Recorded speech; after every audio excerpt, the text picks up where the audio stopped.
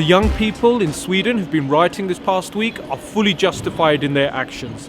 For far too long, they've been suffering from rampant unemployment, unequal social housing conditions, and mistreatment by the police and the authorities.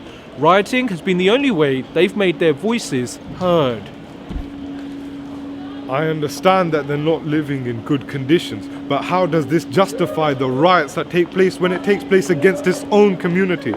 When the taxpayers and the working class are the only ones affected and the government runs free from this? You make a good point, Jagdeep. Some of the actions of the rioters haven't been that productive towards their cause. But you got to remember that it's only through disturbing the peace that they're making the government and wider society realise that they're fighting a war against poverty every day of their lives. This war, promoted by the media, is hiding the real agenda, which is to cause a segregation between the working class and the unemployed, so that there is no real resolve that unifies the people against the government that caused this unemployment in the first place.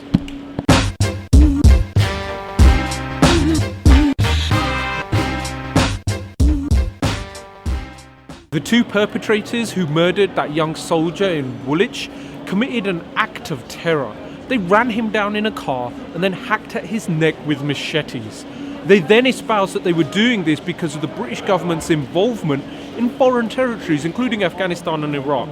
How can this be anything but an act of terrorism?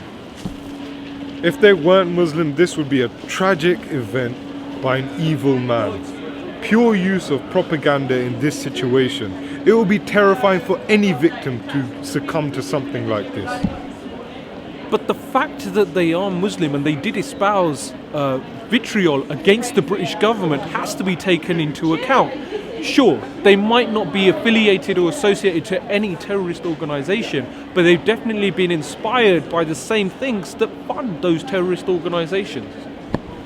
This is the main problem. There is no evidence yet to suggest that they are working towards a conspiracy. And the way that the media jumps to conclusions that Muslims are terrorists is a very detrimental thing to our own community. They will be affected by this judgment.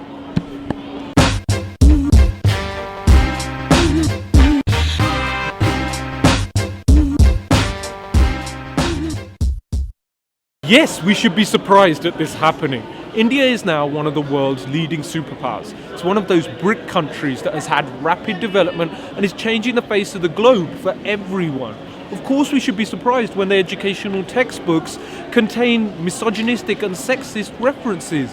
We should be surprised by that. We should be shocked by that. We should be angered by that. India is not a superpower. The only way that it's a superpower is the economics of the 1% that collaborate with the Western society.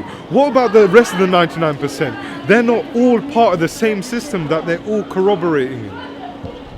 Okay, that being said, I would still expect to see school faculty, staff, administration, teachers looking at this textbook and saying, do you know what? There's something wrong here, raising the alarm. In fact, I'm quite surprised that students themselves didn't open up the pages and share them on social media to show what kind of things they were being exposed to.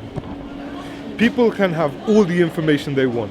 Feminism, the internet is full of everything you need to know. But if the foundations of the community are based upon a caste system which dictates that a woman is a commodity traded by the higher caste, how can you expect people to be surprised about women being talked in a derogatory manner, especially when there are so many rape cases that are going on in India today?